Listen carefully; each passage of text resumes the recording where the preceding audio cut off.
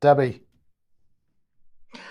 Mike, thank you. Right, so what I want to do, just give you a quick sprinkling of a few NHS stories that I've seen because there are so many of them, you can't catch up. So I've just done a slide with a few of the ones that I think people might like to be aware of. So you can see there's one, we're going for cervical screening now, more test, test, test, and we'll come on to tests in a minute, but test, test, test. We've got the NHS turning to maggots, antibiotic resistance rises. We've been talking about that for a long time. Worryingly, the Telegraph recently, a couple of days, brought out this story. Assisted suicide could be seen as an opportunity for cost saving by the NHS. So we've already seen it rolling out in Canada. We've seen sarcopods maybe legislated in Scotland. And then down at the bottom there, which dovetails quite nicely actually with your earlier segment, Mike. We seem to be managing heart failure now at home. And considering we've got an awful lot of people with heart failure as a result of the injection, um, it's not looking good. So those were just a few of the NHS stories. But my main segment today, I've actually taken a leaf out of the government's book. So I've designed a three-word phrase for you just to trigger you on this segment. And so my three-word phrase is device, diagnose, die. Okay, and I know that doesn't sound very good, but we're not children, and our audience is a very intelligent audience who have got a lot of common sense. And I'm going to ask everybody now, who do you believe? Do you believe yourself? Or do you believe digital health and digital apps and everything else that goes with it? So it's nice that it's dovetailed in with Alex's piece on digitalization as well, because I'm going to be focusing on digital health. So if we take ourselves back to Sajid Javid, he had the plan for digital health and social care. And just very quickly, you can freeze the screen and read it, but 40 million people have now got an NHS login. 40 million, that's over half the population. The NHS app is now going to be the front door of the National Health Service. By 2025, we're going to be digitising health and social care records, and we're going to have a digitally supported diagnosis. So this digital healthcare is really coming in full steam ahead. But the NHS are telling you to look after yourself. We keep hearing about personalised care. What is personalised care?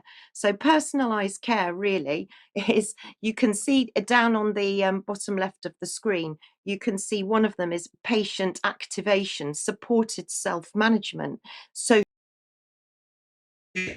pharmacists, by the way, personalised care, that means genomic testing, and personal health budgets included there. So, we're looking at a time where we're all going to get a budget and be told that we've only got this amount of money that will access us any NHS care.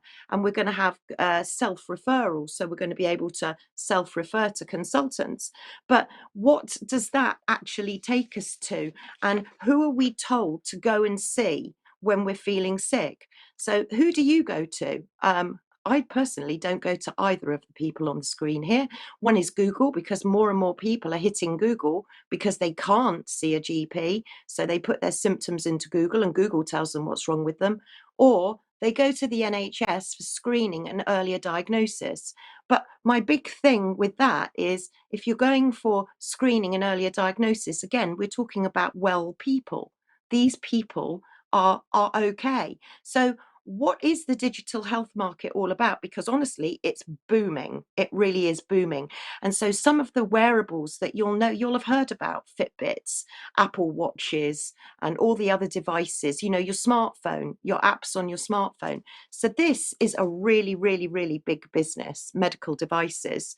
And the NHS app is going to be the passport, the door forward, if you like, with regards to the NHS. So if we look at the NHS app, we can see that it's going to have your COVID pass on it, your vaccine status.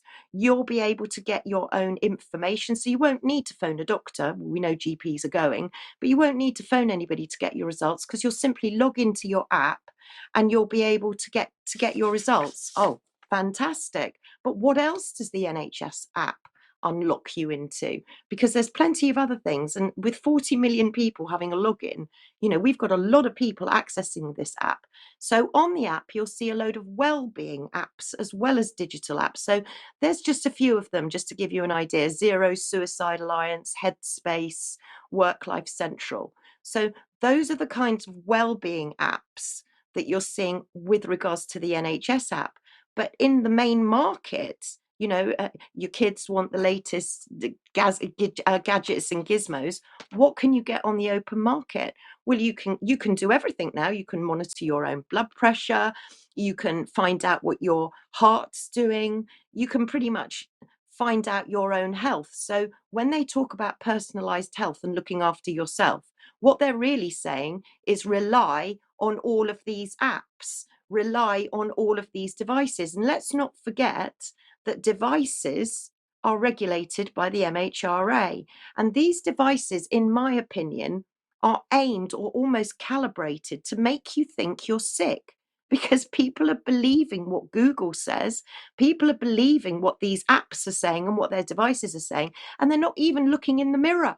And if you're walking and talking and you're drinking and you're eating and you're feeling okay, and you wouldn't normally have a bowel test, or you wouldn't normally have a PCR test, then there's no need to have one. Don't have one. The aim is to make you sick or to make you think you're sick. So who oversees all of these apps that we're all meant to believe?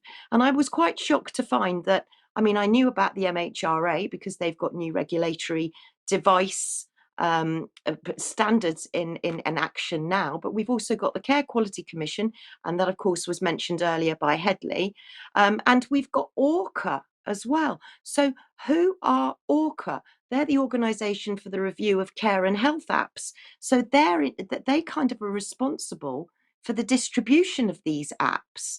So let's just have a look and see at who ORCHA are. I think we might have a short video. I don't know if we can jump to that video of ORCHA and you can see who they are.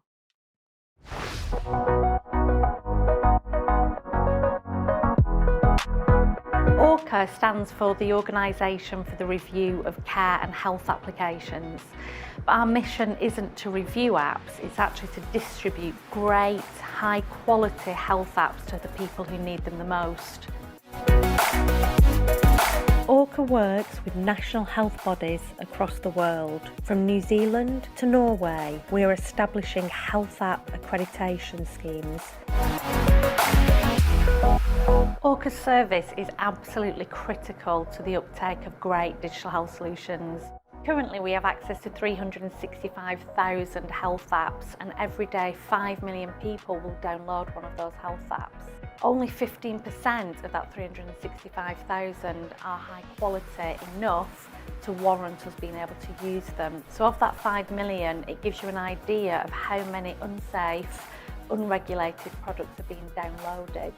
And what we are really working towards is trying to close the opportunity gap by making sure that only the high quality apps can be found and used. ORCHA are now working with 25% of the NHS and care organisations in England.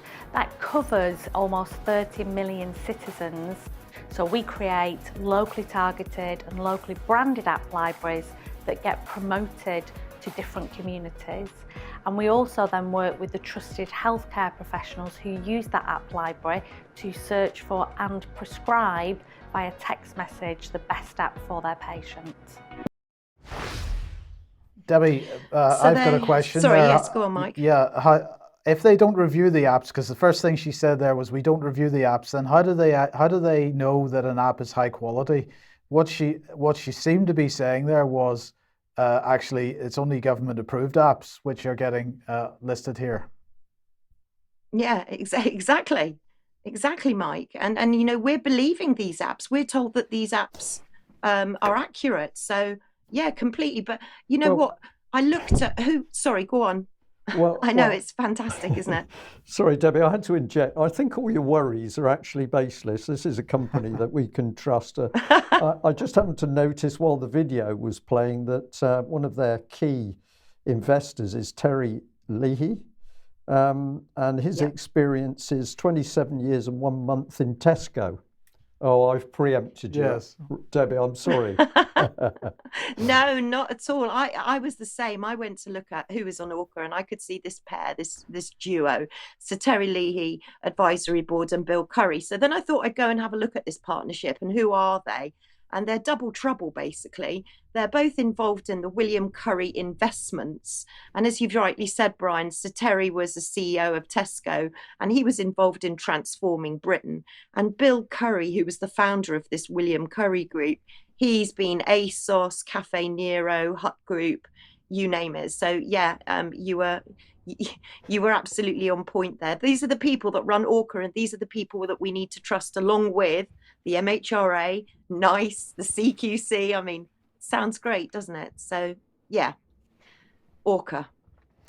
So all I'm saying really is don't trust the apps, look in the mirror. If you don't need a test, if you feel okay, trust yourself. Don't trust these apps, because that's what personalised care is all about. Okay, well, let's move on to an email from the Department for Health and Social Care. Yeah, look, I just wanted to bring this back to people's memories because I think it's really relevant. I wrote this FOI back in December 21 because I was worried about what do we do if we don't, we've opted out of sharing data. We've opted out of being an organ donor. Now I want to opt out of being scooped up on the street and taken to the NHS. So what do I do to opt out of the NHS? And Sajid Javid's office wrote back and basically said there was no way to leave the NHS. But, and this is where please freeze the screen and have a read, because they're saying that all adults are presumed to have sufficient capacity to decide on their own medical treatment. Now that's fine until they deem you as not having capacity. And that was the link, the hyperlink there. Now this really concerns me because, we've all got capacity, right? But what is their definition of not having capacity? And when you see what the definition is, I think there are a number of times that we could all say that our capacity could be questioned. They say that assessing capacity, if you're schizophrenia, you're maybe don't have capacity. Bipolar, otherwise known as manic depression, probably don't have capacity. If you've got a learning disability, you don't have capacity. If you've got brain damage, you don't have capacity. If you're acute, if you're confused, if you're not terribly aware, if you're even drunk, you don't have capacity. So they can deem you as not having capacity for pretty much anything and take over your care, deeming they are working in your best interests. So I just wanted to highlight that. But we are speaking to legal teams about how we get around this if we don't want to go to the NHS. So that's a project still ongoing. Okay, Debbie, thank you very much for that.